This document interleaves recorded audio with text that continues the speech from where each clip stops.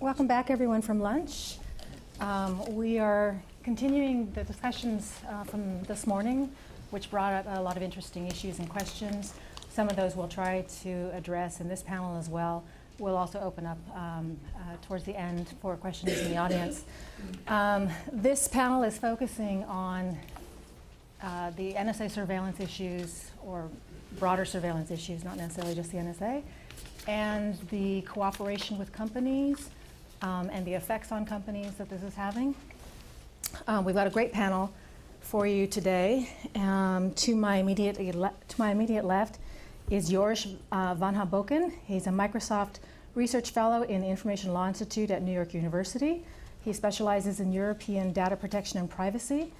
Prior to that, he was a senior researcher at the Institute for Information Law at the University of Amsterdam in the Netherlands. And he's also chair of the board of directors of the Dutch digital rights organization known as Bits of Freedom. Next to him is David Lieber, who's a senior privacy policy counsel for Google here in Washington, D.C. He works on privacy and data security issues. He has represented Google on a broad range of issues before state legislatures around the country. And prior to that, he was legislative assistant to Senator Dick Durbin on the Senate Judiciary Committee. And at the end of our panel, there is Chris Soghoian, who is the principal technologist and senior policy analyst with the American Civil Liberties Union's Speech, Privacy, and Technology Project. Between 2009 and 2010, Chris was the first in-house technologist at the Federal Trade Commission's Division of Privacy and Identity Protection, where he worked on investigations against Facebook, Twitter, MySpace, and Netflix. He also co-created the Do Not Track Privacy anti-tracking mechanism now adopted by all of the major web browsers.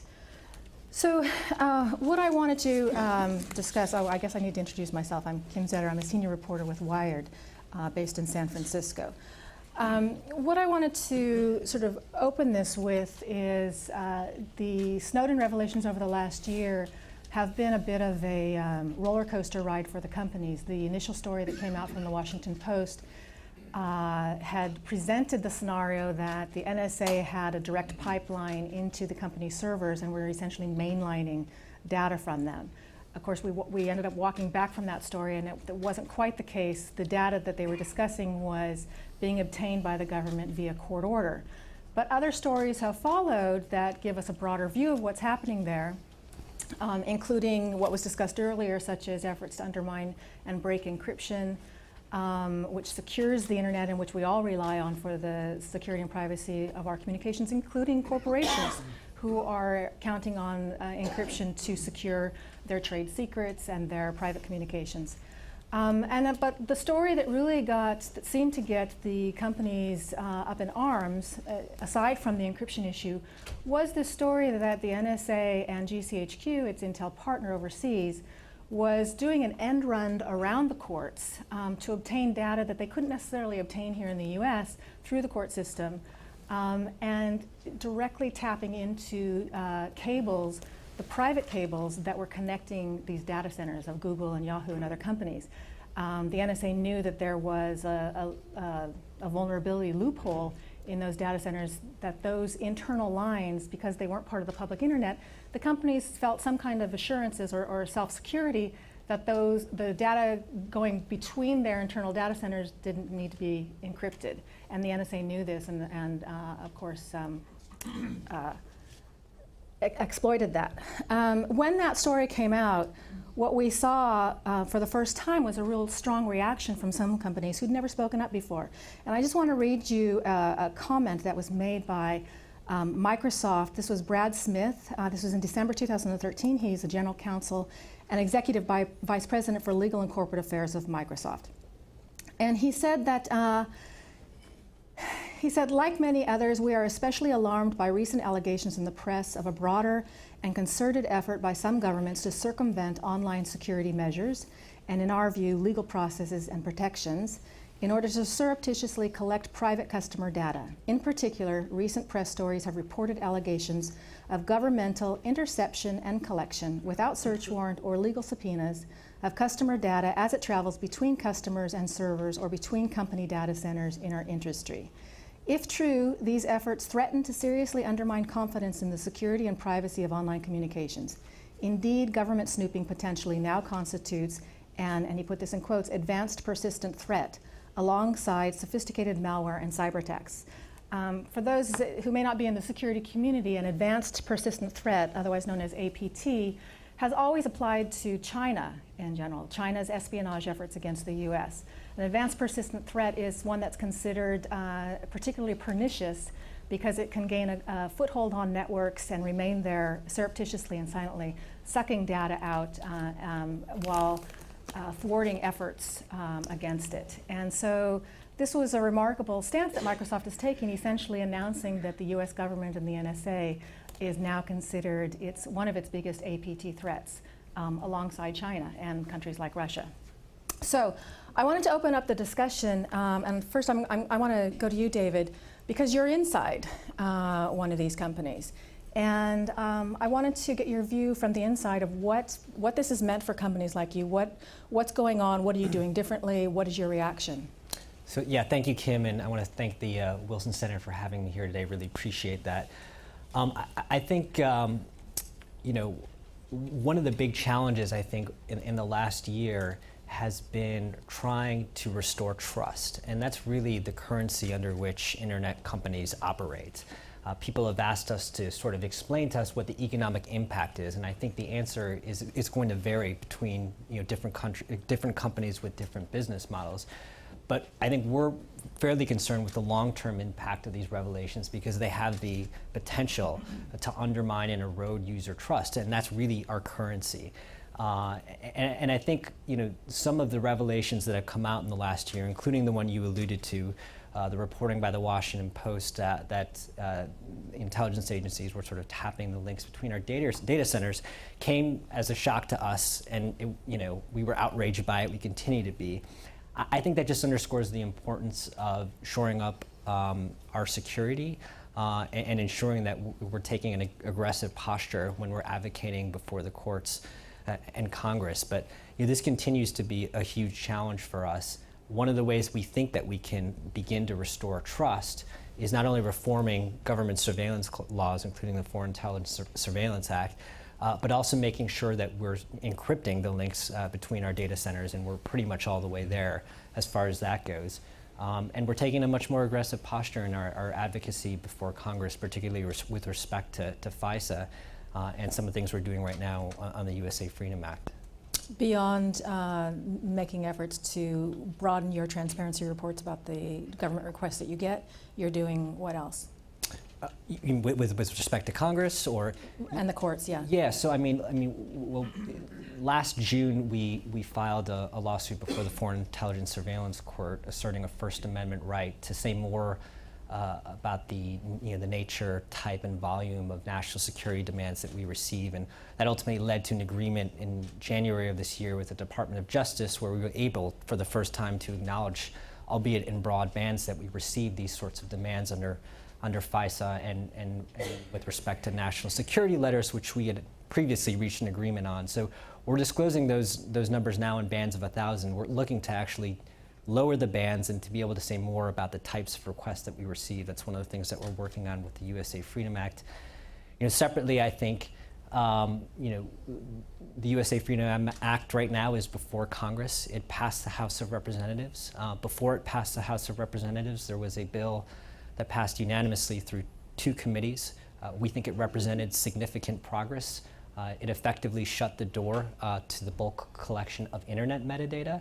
And we felt like that was a step forward. And unfortunately, before the bill was actually voted on by the full House, the definition of specific selection term, which was narrowed to prevent the bulk collection of internet metadata, was modified in a way that opens the door again to bulk collection. That's tremendously disappointing.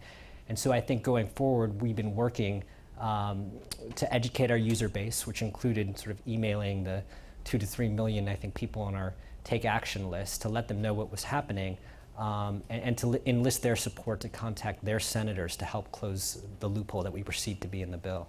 And what has Google changed the way that it responds to government requests? Are you challenging more requests? Are you challenging them differently? How has that changed in the wake of the Snowden revelations? I actually don't know that it's changed. I mean, I think we've always taken an aggressive stance when we receive requests from law enforcement or intelligence agencies that we don't think comport with the law.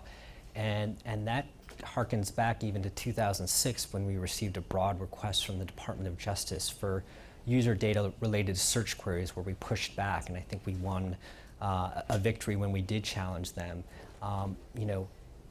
Prior to the Snowden revelations, we worked to stand up the Digital Due Process Coalition, which has been working on updating the Electronic Communications Privacy Act so that there's a bright line warrant for content standard. That's something we continue to work on. There's almost a majority of the House now that has co-sponsored a bill that's pending, sponsored by Representative Yoder and Polis, to do that. And we took a strong position, for example, when the Sixth Circuit Court of Appeals in 2010 handed down a decision in United States versus Warshak, which held that to the extent the Electronic Communications Privacy Act does not require a warrant in all instances, that the law itself is unconstitutional. We took the position that not only in the Sixth Circuit, but throughout the country, that there would be a warrant for content standard, because that's what the Fourth Amendment required. And there are circumstances as a result of the position where we're in, where we're sort of in between the user and the government, where we feel like we need to stand in the shoes of our users. And so we've asserted that position, I think, much to the chagrin of the Department of Justice and law enforcement agencies, in the states and throughout the country. We're going to get to that in a little more in depth, because I think that that's core here, is that we are counting on companies to sort of serve that role. We count on Congress and the courts to serve a specific oversight role, which they failed at in many ways. And we're also counting on companies as users to uphold the government to legal restrictions when they're making requests. And I want to get to that a little further, but I wanted to address, Chris, I want to throw this open to you. The companies weren't making complaints about government requests, and they weren't, in any uproar over government surveillance until the Snowden revelations, and really until the public got in an uproar about it. So I'm wondering, is this stance that they're taking more PR? Is it genuine? Will we see it go away when the public concern about this goes away, or what do you? I mean, it's tough to see this as an outsider and not think that it's largely about PR and about appeasing their unhappy customers abroad. I mean, it's true. Google and the other tech companies have, in fact, brought some action at the FISA court with a very narrow focus on their desire to publish statistics with greater degree of granularity. But that's basically privacy theater. Where is the litigation to challenge the orders themselves? In the case of the incident, or the program you described, where NSA and GCHQ, or specifically GCHQ, was monitoring the links between Google's data centers, why hasn't Google sued GCHQ in the United Kingdom? The New York Times has alleged that it was Level 3, one of the largest backbone internet operators in the world, who provides service between Google's data centers. Why have you not sued this company that provides you service for handing over your information to these intelligence agencies? And then if we leave the intelligence stuff aside and focus on law enforcement for a moment, Google in many ways really has not been present in the courts. Some of the most important issues of our day right now are being duked out at the Supreme Court and at circuit courts, appellate courts around the country. Just last month, the Supreme Court looked at this question of when can the police search your cell phone without a warrant. Google is responsible for the most widely deployed smartphone operating system in the world. The court was looking to see, looking for input. Google didn't file an amicus brief. In fact, in many parts of the country where appeals courts have been considering the question of can the police get your location information without a warrant? Can they get multiple people's location information without a warrant? Can they get URLs? Can they get emails? In all these situations, Google really has been silent unless the demand is coming directly to them. But on this core issue, right, we all have cell phones in our pockets. Google is responsible for the smartphone operating system. Google decides the default settings that come with the operating system. Google should be going to the court and saying, these are our views. So I think legally the company really has been putting up this faint protest, but hasn't really been putting up any major roadblocks to the government. And then when it comes to the technology, we have to understand that these technology companies have have created an architecture of surveillance for their own commercial and largely advertising-supported interests. Of all of the revelations of the last year, I think one of the most interesting and chilling ones was the news that the NSA has been piggybacking on Google's double-click advertising architecture. So the NSA has this problem. There are situations in which they would like to attack a target's computer, break into their computer and deliver malware. If the person is sitting at Starbucks or at a Wi-Fi hotspot, the government may not know where that person is or which computer to target. But luckily, Google has deployed its advertising cookies to every computer around the world. And so NSA and the other intelligence agencies are able to look out for Google's advertising cookies. I mean, I think Google really bears some responsibility for this infrastructure that's created. The intentions may have been relatively pure. The intentions may have just been to deliver the most effective and relevant advertising possible. But in doing so, they've created a massive surveillance network that other governments then decide to free ride on. David, do you want to respond to that? Yeah, I mean, I think it's, I think it's a little unfair to focus just on how many amicus briefs we filed. We filed Zero. We filed them in an NSL case just recently. So Are you talking about the June NSL cases? Yeah, which also related to First Amendment issues and the ability to sort of speak about the volume, nature, and type of national. I just wanted to interject when we're talking about an NSL. The NSL is a national security letter, and it was broadened by the Patriot Act, and it allows the government to use the national security letter to go into a company and obtain business records, customer subscriber records, things like that. Go ahead.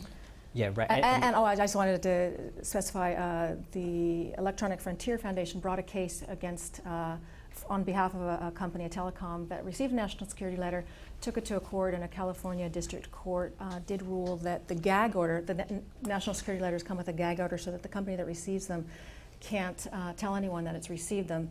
And the federal court in California ruled that the gag order was unconstitutional, and so therefore the national security letters themselves were unconstitutional, but it's being appealed. So. Right, and I think we've been working really aggressively in Congress, for years, as I mentioned, to update the Electronic Communications Privacy Act, to do in Congress what might take years to do in the courts, which is not to suggest that those paths are mutually exclusive. They're not. But we've been focused on enacting a bright line warrant for content standard. The Digital Due Process Coalition, which we helped stand out in 2010, the very next principle is essentially a bright line standard for geolocation information, whether that is collected prospectively or retrospectively. Just last week, we engaged our users to contact their senators because we felt like the legislation that was passed in Congress, the USA Freedom Act, which only deals with one aspect of the problem, fell far short of where the two committees were when they unanimously passed legislation that firmly closed the door on the bulk collection of internet metadata. There'll be more to come on this front. And look, if this was just sort of privacy theater or PR theater, I don't think we'd be butting heads in the way that we have been, I think, with Congress and with the Obama administration on these issues. One of the issues that Chris sort of touches on with the clicking technology,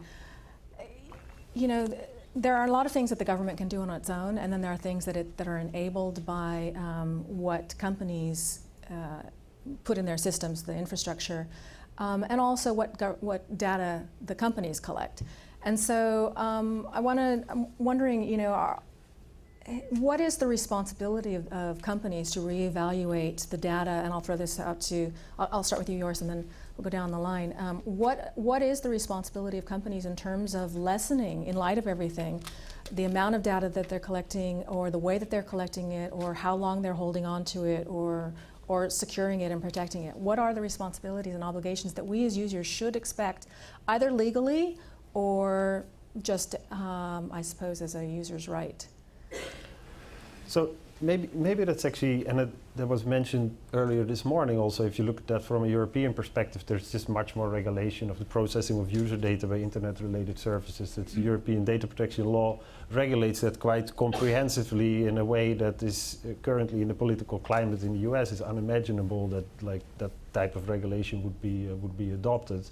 And in that context, there's also a lot of debate about the actual those practices in light of potential government access. And I started working on this issue of transnational surveillance actually before the Snowden revelations. A year ago, I was on my way to a privacy conference at Berkeley with a paper about Section 702 and the Patriot Act and the implications for the transition to cloud computing in European ICT markets.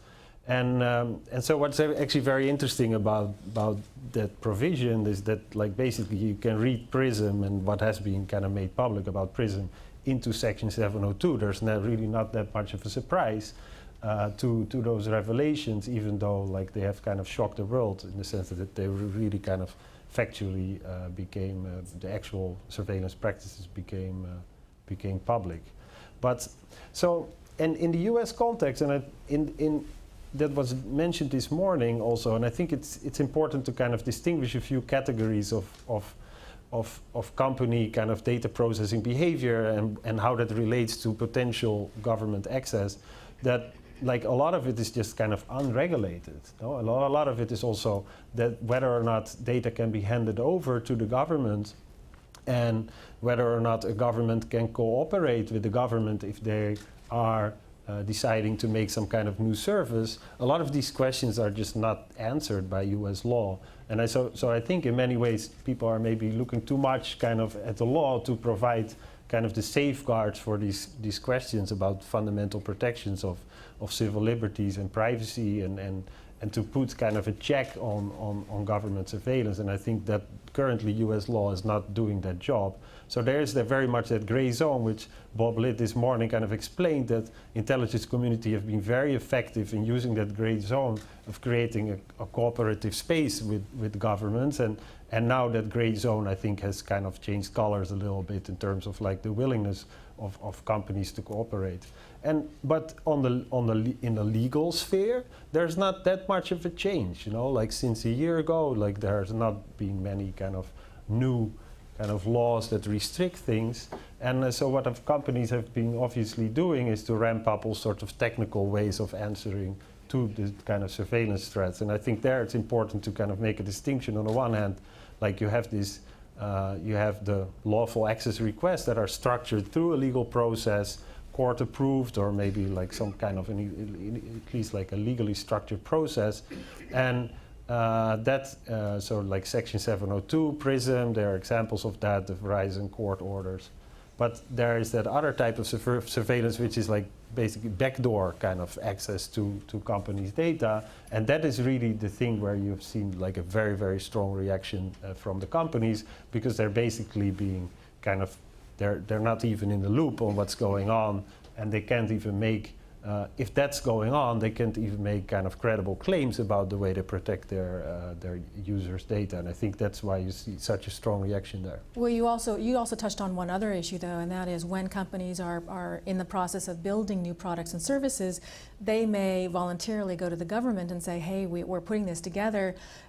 Do you want to express any concerns that you have about this technology or anything? And so, I mean, even before it's out there. There have been a lot of reports about that, about different types of cooperation, which is basically an anticipation of that the lawful access request will come. You know, if you know that you're making a new type of communication service, it's highly, and it's going to have a high adoption. It's highly likely you're going to get quite some of these types of requests. So in anticipation, you see that there's kind of thinking about whether or not the responding to lawful access requests will be possible or not. So, and I think here is really where we are seeing a shift, and this is like in recent work I've done together with Ira Rubinstein.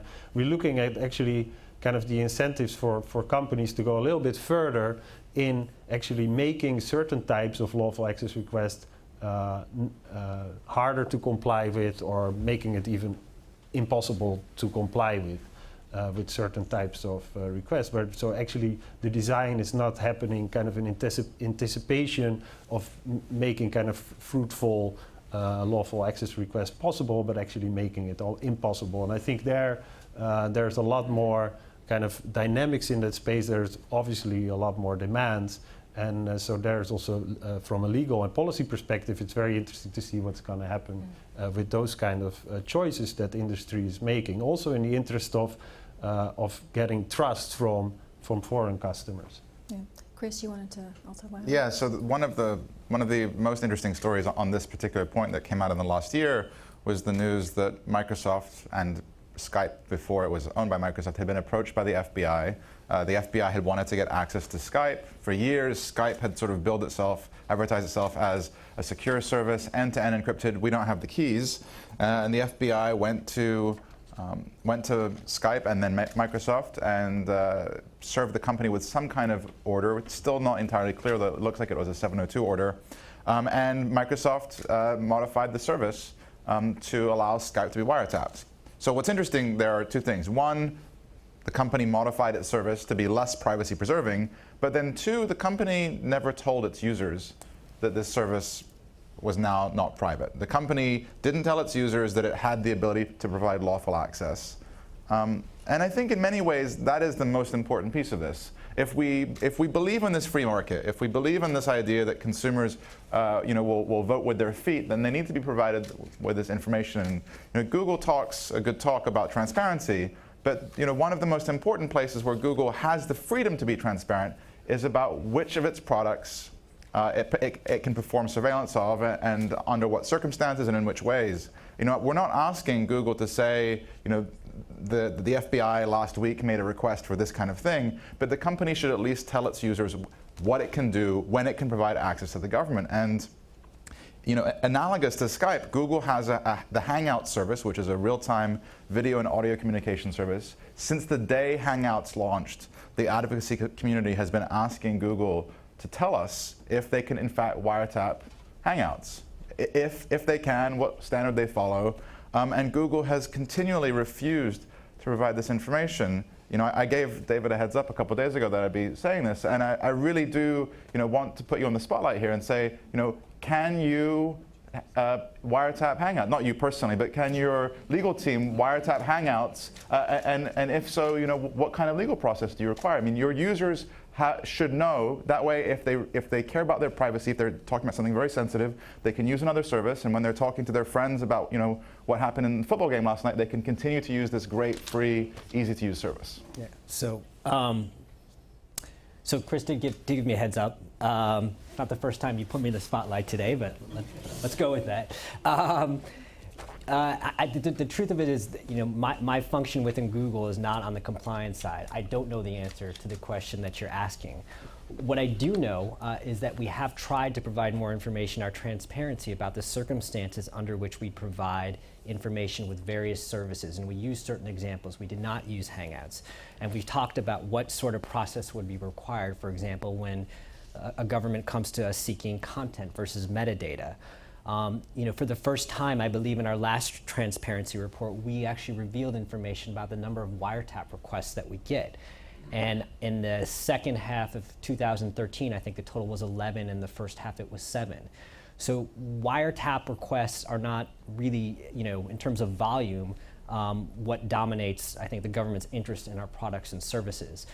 What is it, 18, I guess, in 2013.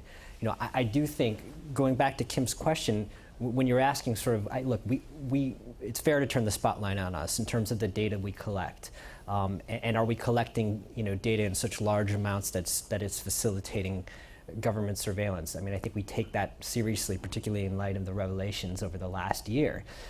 I think if you look and dig down deep into our transparency reports, what you're seeing, at least on the domestic side, if you glean the data and extrapolate from it, is that governments on the domestic side in the U.S. are largely looking to subpoena information. So it's going to be basic subscriber information that users input when they sign up for a Google account.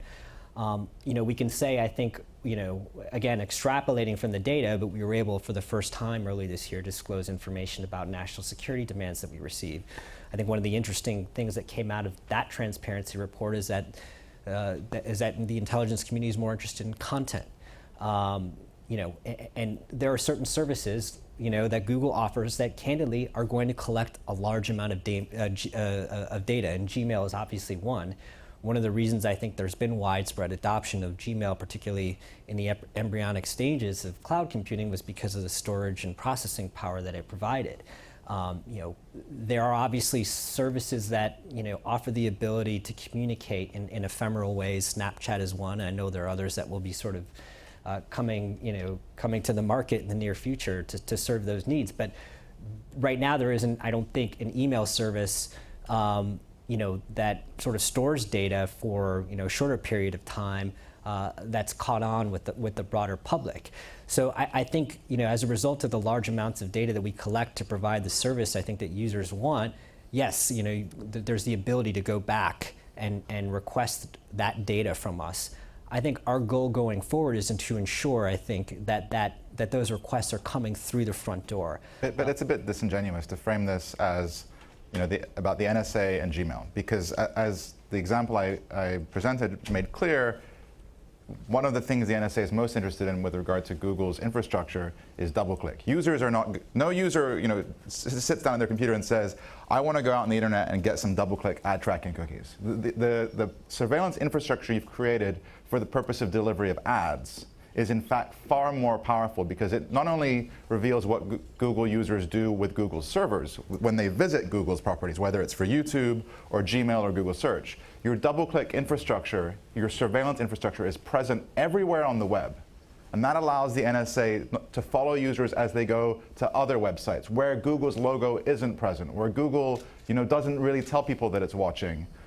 That's in many ways more powerful, and to say that this is something that users are choosing in the way that they're choosing Gmail, I mean, that's just not the case. No one is seeking out that ad tracking. That is being pushed down people's throats, in many cases without even their knowledge or consent. Well, I think it's a little bit different when you're talking about double-click versus Gmail.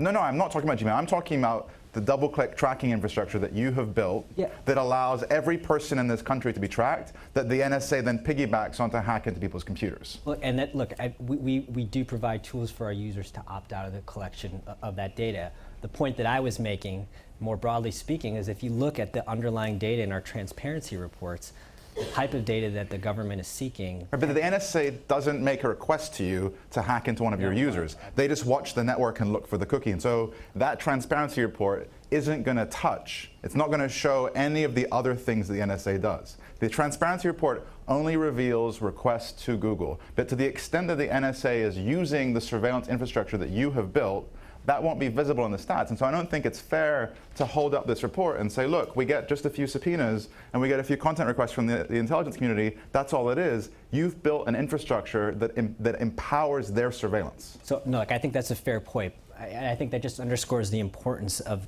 ensuring and focusing our efforts on security and making sure, for example, when we discovered, or when it was reported, that intelligence agencies were tapping links between our data centers, that we're making sure that doesn't happen in the future.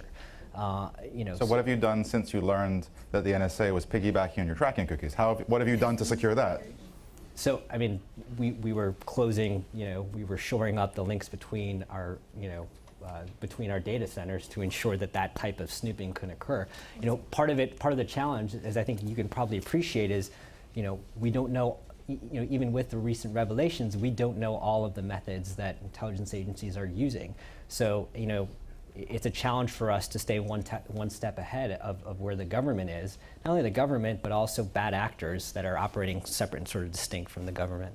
So, I just want. Yeah, go ahead, and then I want to. So, I wanted to maybe, two things. One is. I want to bring in the international dimension, because I think to understand the kind of position that U.S. business is in this discussion, you have to bring in the international dimension. It really complicates matters quite a bit. And but the second question is, so what does, and let's keep it to the U.S. democratic system. What do we expect from these companies, from these ICT services?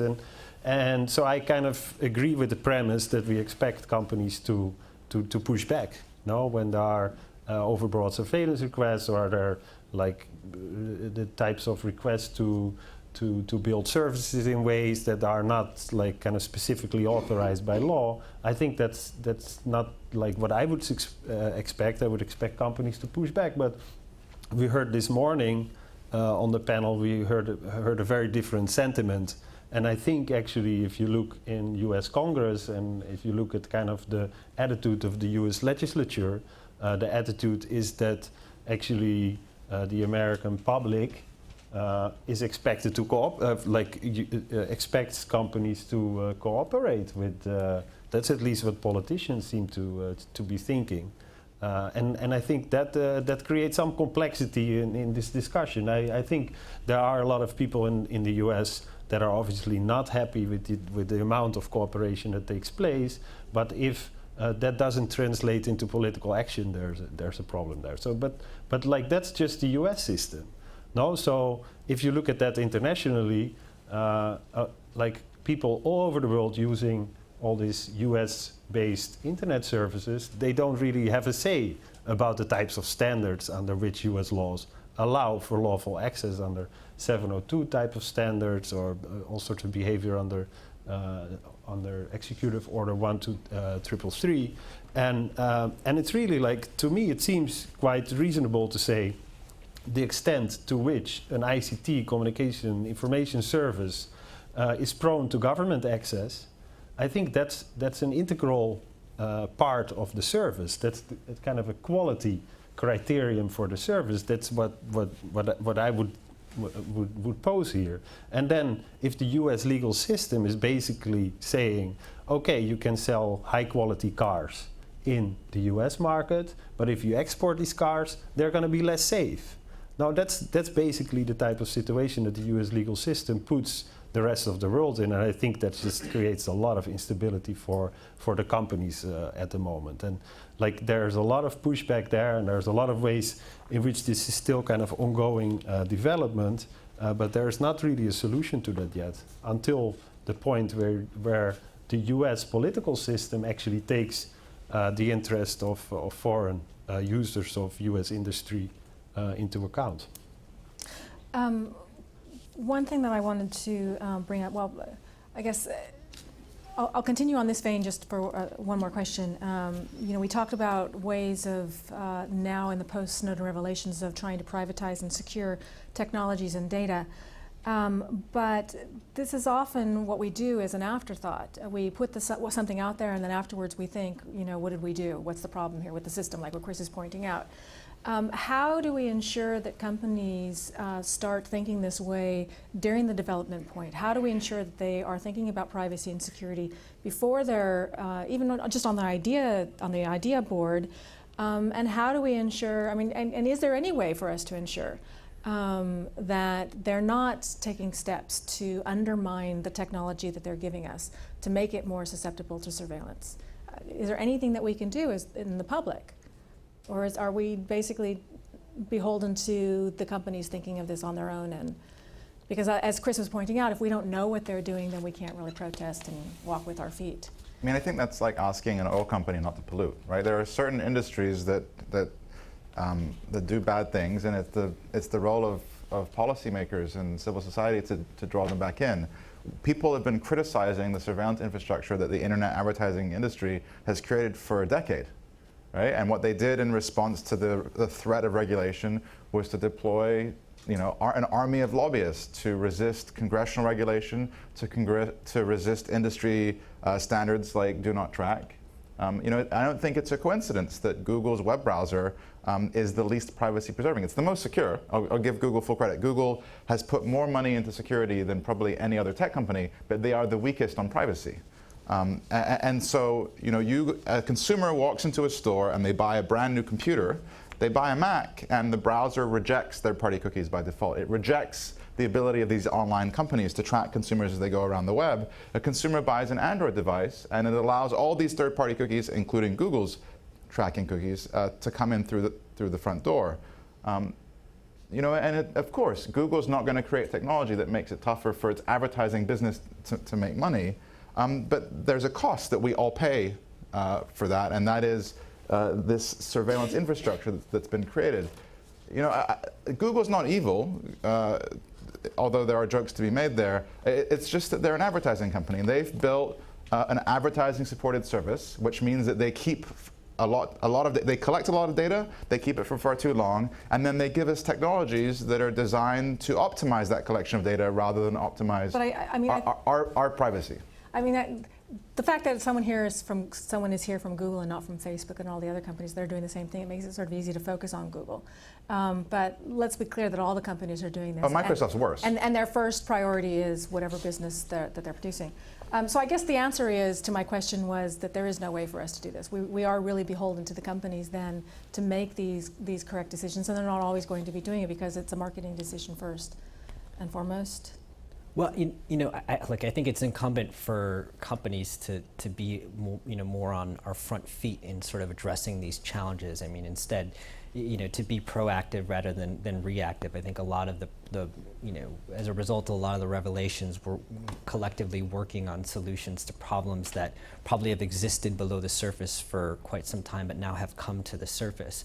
I mean, in the past, I think we've tried to be responsible stewards, and we've had a debate, here in the U.S. for 9 years running now about giving users breach notification after their data has been compromised. We've been focused, on using data in positive ways to inform our users proactively beforehand. So when we sense, because we collect data and we use data in this way to detect whether, for example, they're victims of account hijacking, we use over 200 signals to make that determination.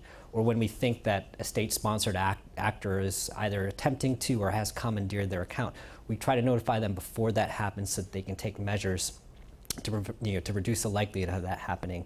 We've offered two-factor authentication to our users so that when they are signing into a Google account, not only are they inputting their username and password, but that there's a one-time code that's generated that only they have that's sent to their phone. So we're constantly thinking about and working on ways to ensure that our systems are shored up, that our users have tools to protect themselves before these sorts of things happen. Mm-hmm. Are there any technologies and services that you can think now that we're sort of missing that are going to become a problem, a privacy or a security problem, surveillance problem in a year or in a few years? When we're focusing right now on the phones and certain data collection, are there technologies that you see are on the horizon are going to be a problem? Any of you? Yeah, I think the availability of facial recognition databases to everyone is going to allow the linkability of things that previously would have not been linkable because of the difficulty and high transaction costs. Which company is going to create that easy-to-use database that app developers can plug into? We don't know. That's probably one of the idea that you walk into an auto dealership and the dealer knows everything about you before you've even said a word, or you go on a blind date and the person knows everything about you, even the things that you've tried to hide. I think we're getting really, really close to that, and certainly technologies like Google Glass enable easier scanning and lookup, but the core piece is the facial recognition database. And there are a host of companies who are building those technologies, and they are truly scary. So, maybe to say a little bit about that, I think in the debate about technology, surveillance, privacy, we often kind of over-focus on the front end of those kind of technology, on the kind of visible parts, and then we talk about drones, or we talk about Google Glass, and I'm talking about surveillance drones now. But I think actually the real kind of debate should much more shift to the underlying kind of integration of data processing and that kind of infrastructure. It's like the amount of data that can be effectively processed also over like globally integrated types of information systems, data mining that can take place on that with just such a large variety of sensors and data streams kind of being combined in that, and what that makes possible. I think the debate should be a little bit more about that when we want to have a serious debate about the societal consequences of these kinds of technologies, instead of kind of reacting to every kind of new sensor that is like kind of put on onto the system. Does that make sense? Yeah. One thing that I wanted to carry over from the discussion that happened this morning was the discussion of 0 days and vulnerabilities, because this directly affects companies and their customers. Just to recap, a zero-day exploit and vulnerability. A zero-day vulnerability is a vulnerability in software that would allow someone to exploit the system in some way. It's a zero-day because it's unknown to the vendor and therefore hasn't been patched yet and can't be patched if it's unknown. So we know that governments are using zero-day vulnerabilities and creating exploits to attack them. So there are companies that have bug bounty programs. They've put it out that they're interested in getting this information because they want to fix them, and they're paying money for it. Google, in fact, is paying a lot of money for Google Chrome vulnerabilities. So I guess what does that mean for companies, and what do companies plan to do about that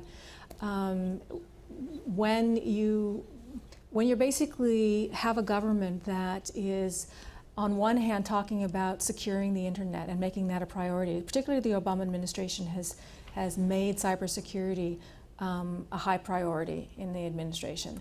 But on the other hand, there's a part of government that is withholding information from companies that could help make government and users more secure. Do you want to address that, David? Yeah, no, so I think, I think this is a challenge when you have, the functions of information assurance and surveillance. It's very difficult for those to sort of cohabit peacefully within the same sort of organization. And I think that was the impetus for the President's Review Group to make a specific recommendation that the information assurance function currently has within the NSA actually be deployed elsewhere.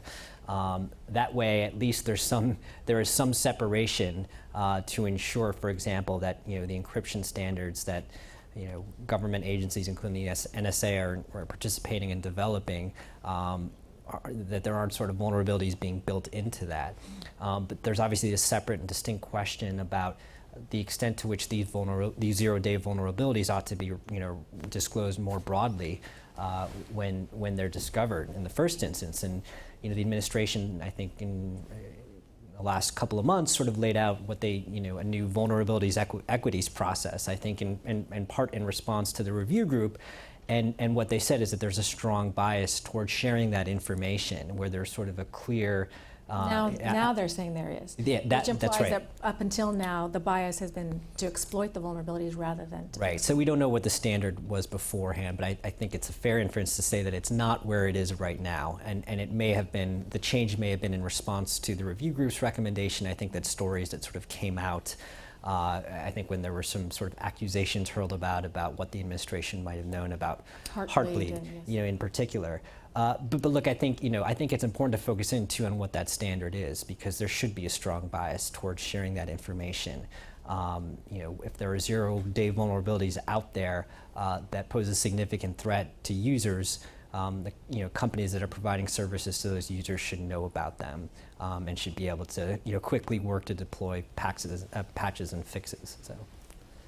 So I'm glad you brought up this topic, because the rhetoric from the panel this morning, I thought, made it sound like the president's zero-day policy was a little bit more progressive than it really is. So I think there are a few loopholes in the policy. So the first is that they say the policy seems to suggest that it only applies to vulnerabilities discovered by the government. By the NSA. Well, by the intelligence community. But what's not clear is whether it applies to those purchased by the intelligence community. So there are a bunch of really smart people who work at NSA, and they may discover zero days as part of their job, but then there are a bunch of Beltway defense contractors like Raytheon and Harris who sell zero days to the intelligence community. You read the president's policy, and it's really not clear as to whether it applies to the zero days that the NSA buys from these agencies. And it's not just the NSA that uses O-days. CIA has a fairly extensive program. JSOC, the part of the military that is most famous for its drone wars. The FBI uses malware. We don't know yet if they use O-days. So first, there's this question of purchase, which I think is really important, because the NSA isn't finding all of them by itself. That we know that there are defense contractors who are doing this. And the second thing, the gentleman who was sitting here, who's from Palantir, sort of described the scenario. Of course, you would want to use a zero-day if you can use it to, hack into the Syrian government's computers and see if they're about to be using chemical weapons or something like that. But the thing is, when you're finding the zero-day, or actually, let me try that again. When you when you get the intelligence that tells you that the bad guy is over here, and you learn that that person has an iPhone, that's not the moment to suddenly tell your engineers, okay, now go look for an iPhone Ode, right? You don't build the weapon the moment you need it. You need to have the weapon ready to go. And what that means then is if the government is going to maintain a zero-day stockpile in web browsers, in mobile applications, in operating systems, they're going to be developing and stockpiling them before they really even know the particular instances they're going to be used. And so the policy, as the president has embraced it, says that there's this general tendency to disclose unless there's a clear national security or law enforcement interest. But they don't really know what the interest is going to be. It's not like they say, okay, we're developing this zero-day to go after Osama bin Laden. They're going to develop the zero-day first, and then they may use it later. And so what that really means then is that the NSA and these other agencies are going to stockpile all of these vulnerabilities because they think they will be useful later for law enforcement and national security interests. And so what that means then is that those exceptions really swallow the rule. And I do want to give Google credit here. Google has been the clear leader in the industry in terms of establishing these bug bounties and paying top dollar. I mean, really, really large sums of money to take these bugs out of action. I mean, this is akin to a gun buyback program in many ways. But unfortunately, Google's not going to be able to pay the kind of money that Raytheon or the NSA will, because Google, in many ways, this is charity for Google. This is, your company's not profiting by taking these things off the market. But if Raytheon pays $100 grand for it and then weaponizes it and then it can flip it for $1 million to the government, then that's real money. And the government, of course, is going to pay top dollar for these things because they're so powerful, they're so useful. I think that the sums of money that the progressive tech companies are paying are intended to provide honest, well-intentioned researchers a way to get paid for their work. But I don't think they're ever going to be able to disrupt the market fully because the government will always pay more. And that's no criticism of Google, it's just criticism of the fact that the government has a bigger budget. I think you both have responses, and then we need to go to the Please. So I just want to say something a little bit more general maybe, but I think it's interesting what this morning was mentioned about this kind of misconception because of the way it was reported about a lot of the leaks, and Bob Litt said it basically had to do with this distinction between capabilities on the one hand, on the other hand, like how these capabilities are actually then used. And so this obviously has some kind of implications for how do you think about proportionality, of intelligence community action. But I think what you do see is that there is a lot of that kind of stockpiling of capabilities going on, and it includes the 0 days, but it includes also other means of making it possible to get access to data held by companies, on users, on organizations, all sorts of things. And I think that is something that is done quite aggressively by the US intelligence community, and that just puts industry and ICT companies just under a lot of stress. No, and I think that is something to kind of more generally to acknowledge the kind of structural impact that has that kind of stockpiling and developing capabilities with regard to the general ICT infrastructure that also this morning was mentioned. We're like globally kind of relying on for commerce, for communications, for democracy, and right. So for culture. So we're not talking just about surveillance here. We're talking about possibly undermining encryption, getting into data centers, and then also withholding information that could help make companies more secure. So you wanted to... Yeah, no, I just, something that Chris mentioned, I think was sort of important. He was, I think, alluding to the standard under which the government would disclose a 0-day or would not disclose a 0-day vulnerability where there was a clear national security or law enforcement interest. And I think it's just notable to hone in on that because the review group's recommendation, as I recall, was much higher. There had to be some compelling national security interest. There wasn't any sort of exception for a law enforcement interest, and a clear law enforcement interest doesn't necessarily mean that the nature of the crime has to be significant. It just needs to show that there isn't. That's yes. Right. That's right. So I think it's useful to focus in on that sort of thing, because if we believe that these vulnerabilities, if there should be a very strong bias toward sharing information about the existence of these vulnerabilities, then the standard should be, I think, much higher in terms of the circumstances under which the government would not disclose that information. Great. Although I just quickly note that for law enforcement right now to attack people's smartphones, they in most cases won't even need 0 days. So the Android operating system, which is the most widely used operating system, very rarely gets updates because Google has to work with the wireless carriers and the carriers sit on them. So if you have an Android phone, you're probably using software more than a year old. The majority of the Android phones in the market are using really old, insecure software. This is a widely known and acknowledged problem that no one really seems to have a solution for, and it's not a technical problem, but it's a sort of business incentive and regulatory problem. But the end result is that the police don't really need O days to get your Android phone. For your iPhone, they might need one, but for most Android phones, they're in good shape with a 6-month-old or 1-year-old vulnerability. So in that case, it really is the responsibility of the companies to push out updates to their software on a much faster. Yeah, the state of updates on Google's Android operating system has been truly woeful, unfortunately. Okay. So I wanted to open up for questions to the audience, and I don't know who has the microphone or where. Are there any questions? I guess not. Yes, in the back. Hi, I work for Televisa. My name is Alex Rhodes. This question is specifically for Mr. Soghoian, but all three of you can participate, I guess. So from your perspective coming up on the NSA revelations, what do you think has been achieved in a year after? I think in the last year, passive bulk surveillance has become a lot more difficult. Google was already doing a pretty good job with using HTTPS, which encrypts the connection between the users and their servers. And Google was also doing a good job with supporting server-to-server email encryption. But many of the other big tech companies were doing a really poor job. And so it was only in January of this year that Yahoo finally encrypted the connections between users and the company's servers. Microsoft also very recently turned on server-to-server encryption. And so the amount of the shift from naked data over the network to encrypted data over the network that has taken place in the last year is truly staggering. Google just released data yesterday that has really helped to shine a light and to pressure companies. Just this morning, Comcast announced that they will be following Google's lead and turning on that server-to-server encryption. And so to be clear, that doesn't stop the government from going to Google or to Facebook or to Microsoft and demanding data, but it does mean that they're not able to get that information without those companies' help, and instead by collecting it at the network.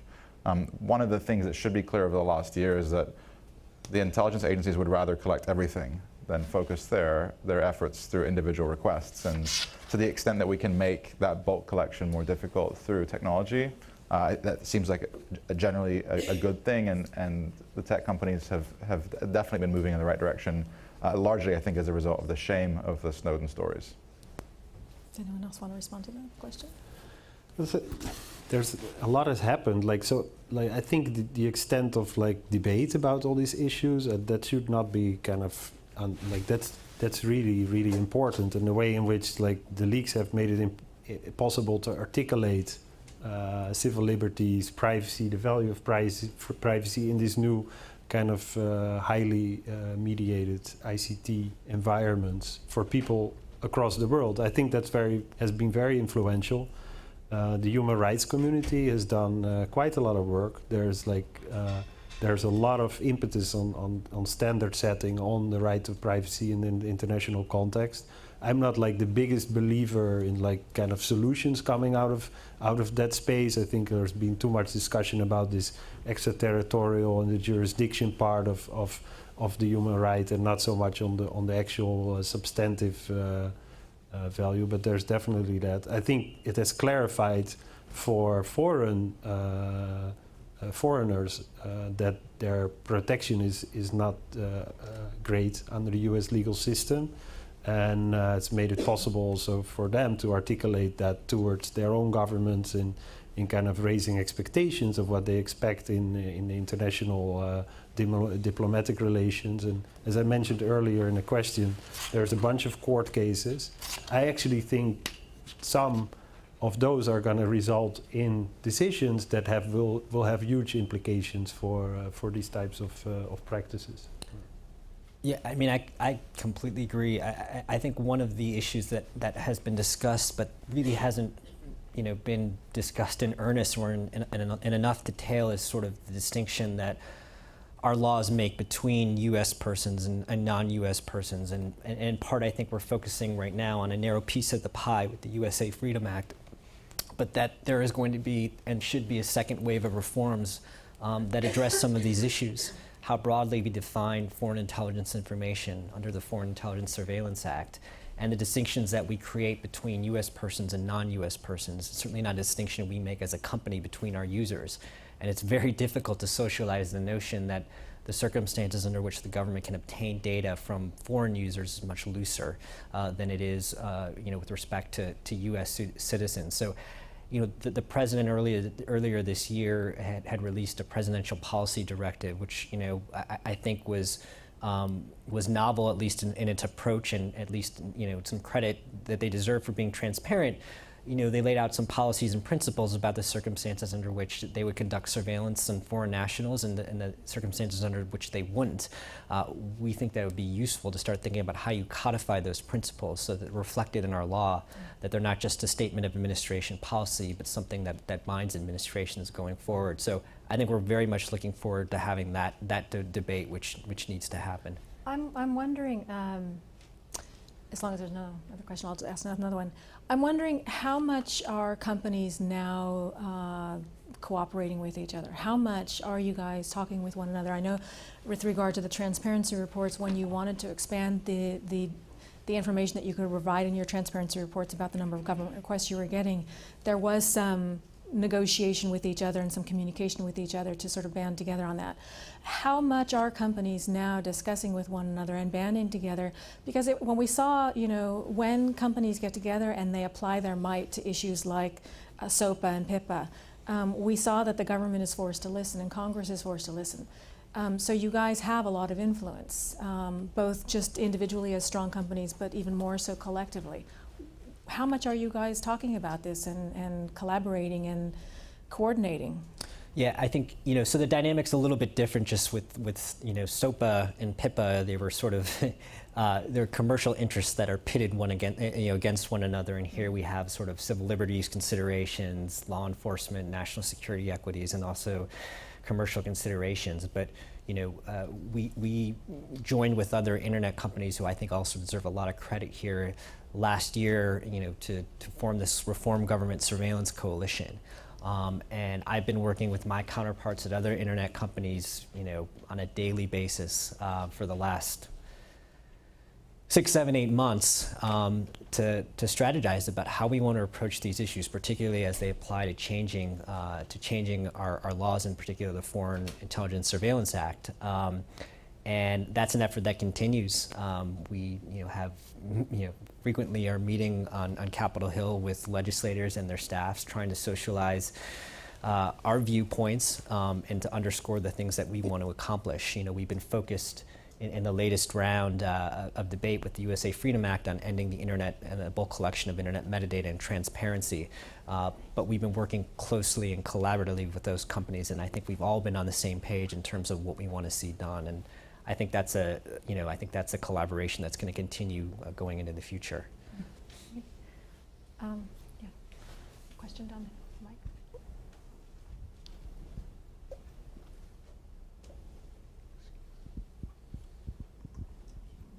Mike. My name is Jan Bates. I'm just a private citizen. Isn't it true that the average user is in much greater danger from criminal hackers, from Russian, Chinese hackers than they are from the NSA? Chris, you want to take that? I guess it depends on what you consider to be danger. I personally don't want my information sitting in an NSA database, and if the government is collecting information on every American's telephone calls, then what they have is a record of everyone who's called an abortion clinic, everyone who's called a gay bookstore, everyone who's called an AA meeting. That seems like really, really sensitive information. Now, is that going to result in their credit card being stolen? No, until it gets lost or stolen. And we've learned that the NSA isn't very good at protecting its own information either. But you're right, Americans do face real cybersecurity threats. And it's for that reason that the government should be doing everything in its power to protect internet security. And the problem is, because the US government's surveillance capabilities depend on weaknesses in internet security, we're stuck with this choice, right? The government can either make things more secure and thus frustrate Chinese hackers or Russian hackers, or they can keep things insecure and enable their own surveillance. And clearly what they're doing is they're optimizing for surveillance. I don't think there's any debate, though, that we could do better as a country to protect our communication security and to protect our financial security. For all of the discussions around cybersecurity that take place in this town, it's a little bit embarrassing that we're the last remaining Western country that's still using magnetic credit card payment systems. We use paper checks that have our account numbers and routing numbers on them, whereas in other countries, that's not used. We have an aging, creaky, insecure payment system, and the reason is, in this country, the industry gets to regulate itself. In the area of the financial industry gets to largely regulate itself. In other countries, they're told, okay, on this date, you'll be upgrading to secure smart card-based payment systems.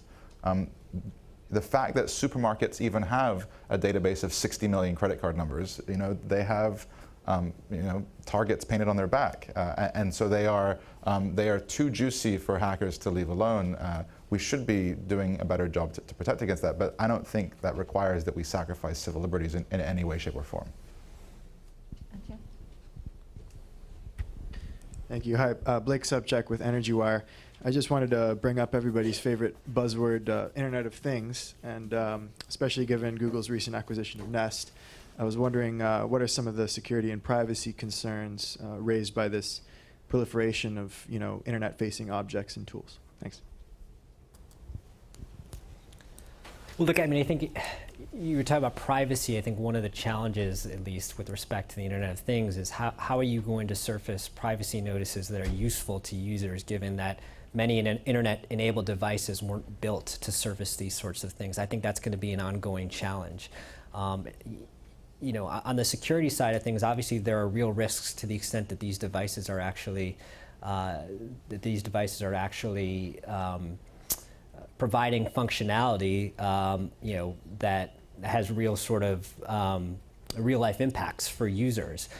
I think that's a debate that's obviously going on right now, and it's going to continue. It's hard for me to sort of comment, at least with respect to Nest. It was a recent acquisition for us, and I know that there's, at least for the time being, that the company is going to continue to operate independently.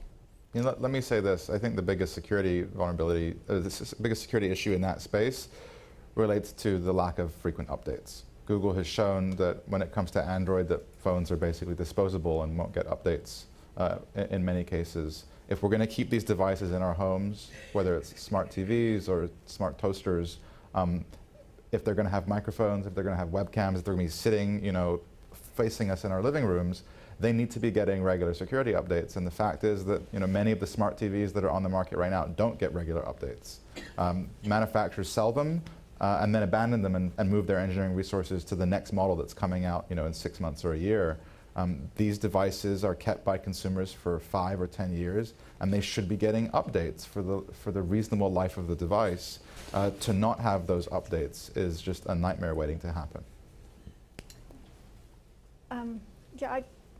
I'll go to you, but I have one question that I want to throw to the panel, and I sort of alluded to it at the beginning about how to a certain extent Congress and the courts failed us in terms of the oversight. And I'm wondering, when we're talking about technology issues here, and they can be very complicated, and sometimes they're not fully worked out or thought out, how do we get proper oversight for systems that the bodies that are providing oversight don't necessarily fully comprehend or understand? How do we get that? How do we get to that point? We do what the Federal Trade Commission did. The Federal Trade Commission hired technologists. They hired me and some other friends of mine, and then they hired chief technologists. Now the FTC has a chief technologist role in which a very important and respected computer science professor rotates through every year.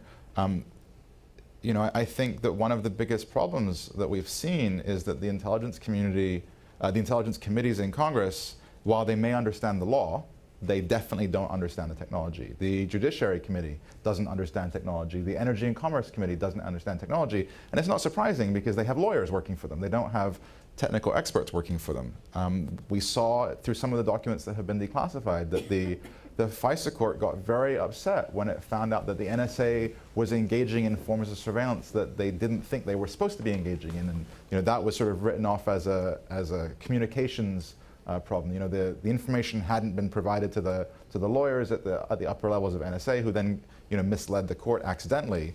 The fact is, if the FISA court had technical experts working for it, advising the judges, they too could ask those probing questions.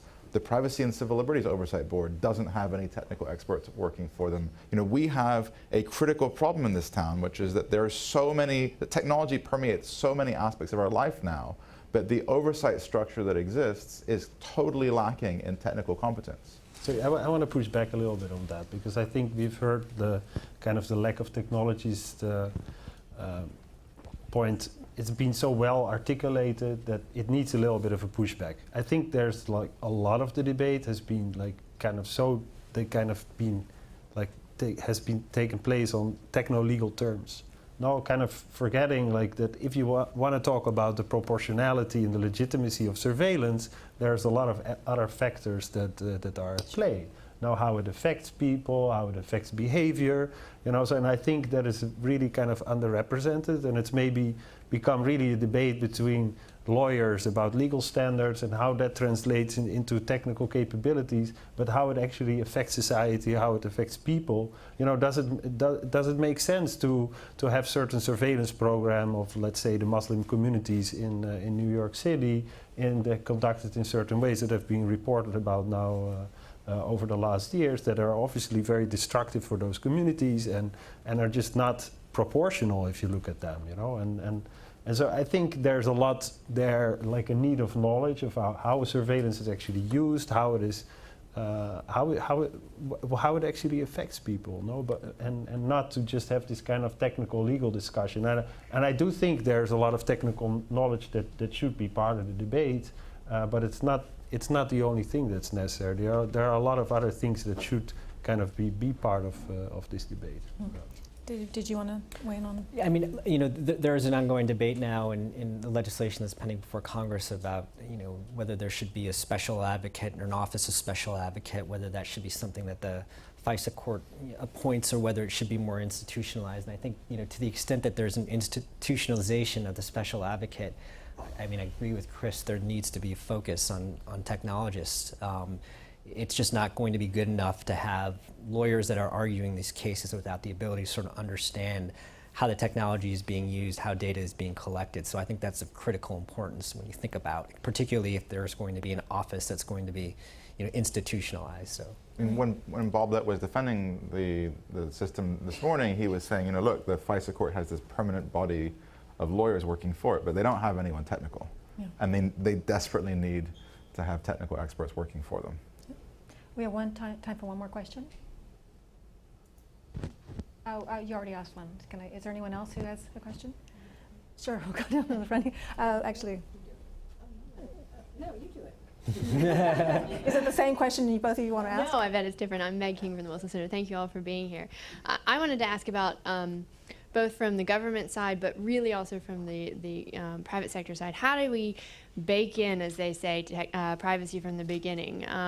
How can we get the public more involved in understanding those pesky, what do you call them, the agreements that you have to accept if you use any of your services? How do we get them involved in understanding better, and how do we bake in privacy from the beginning? So that's something for all of you. And I'll just say before we answer that, we'll leave room for your questions as well. So.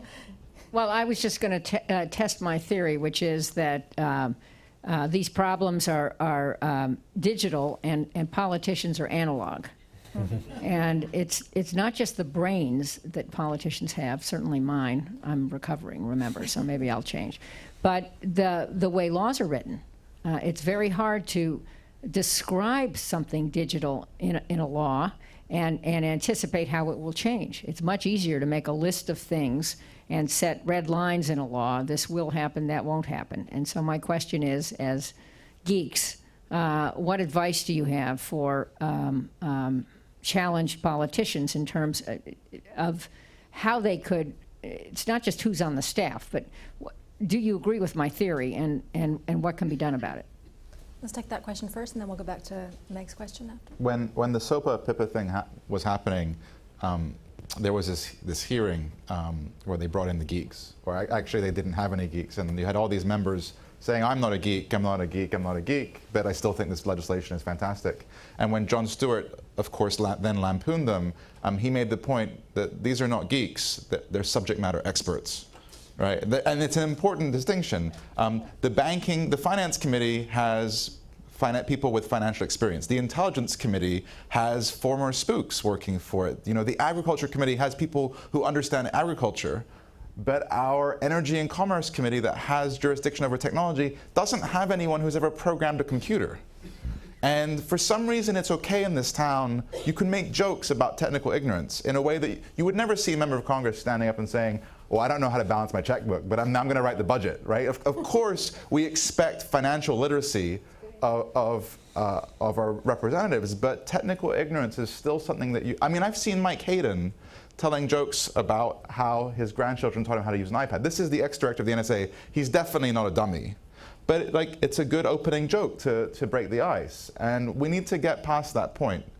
We need to demand technical literacy from our representatives, and we need to demand that they hire people who have this expertise. And I'll say Jared Polis from Colorado, when he shows up at hearings, he brings a laptop. He's one of the few representatives that I've ever seen who brings a laptop to congressional committee meetings and is typing away. He's a former internet entrepreneur, so that's he has that experience. Just as a PS, I think you would agree we're going to grow our way out of this as younger people. Mike Hayden's grandchildren become voters and run for office. Those are folks who will bring their digital skills with them. It won't be anymore a question of whatever we're called digital. What are we? Well, we're digital natives. You guys are. We're whatever. Yeah. We're whatever that isn't. And who came to this later because the technology didn't exist. If you grow up with the technology, you think differently. Right. Right. Did anyone else want to respond to that? I have a little anecdote from the Netherlands where you have a similar problem. So the former Justice Minister Donner reacted to, I think, the DigiNotar leak breach is something that was also discussed here. It's a certificate authority, had huge implications for internet security, and he was kind of in charge of managing this whole process. And then at some point he said, I think the day after, maybe people should go back and just use pen and paper the way I do it. And so this is a person a little bit older who goes to work on his bike, and it's just not very modern. No? But I think it's that kind of jokey kind of reaction to the technology that's kind of accepted in political circles. And in an older generation, that's definitely there. And let's go back to the previous question then. Did you want to just recap what? The baking privacy in from the beginning, and how can you get the public more engaged in understanding what it is they're accepting and not accepting when they use your services? But there's nothing in a privacy policy that says that the NSA will collect everything you do, right? So this idea that if we could just get consumers to read privacy policies, then everything would be fine. Privacy policies are written by companies to cover their ass. They're required by California law. They say as little as possible, and they don't make any promises, because when they make a promise they don't keep, the Federal Trade Commission then beats them over the head. Privacy policies are not there to educate consumers. They are purely a legal function. I think the more important part of your question is, how do we bake privacy in by default? And the answer is, we stop using services given to us by advertising-supported companies. As long as you're getting this thing for free, it's not going to be designed around your interests. It's going to be designed around data collection. And we have operating systems and cloud computing services that we get for nothing. We pay for our telephone service, we pay for mail, we pay for FedEx, we pay for rent, we pay for cable TV, yet we get all of these internet-based services for free, and of course there's a hidden cost. Sure, right? These companies are not going to be... My telephone company didn't prevent them from handing over my phone records, though. No, so I think the reason that the telephone companies are so bad is because they're a monopoly and they're heavily regulated. So the massive regulation, the regulatory powers that the government has over the telephone companies means that the telcos have to play ball. They've also been providing surveillance assistance for 100 years, but there are technology companies that offer services that are secure by default, that are privacy preserving, that where your telephone calls cannot be wiretapped, where the documents you upload to the cloud cannot be handed over by the company to the government. But you've got to pay for those. You've got to pay $50 a year for your backup or $10 a month for your encrypted telephone calls. But you're not going to get those from an advertising-supported company for free. Okay, we've gone over our time, so I just wanted to thank the panelists for their great comments and participation. Thank you very much.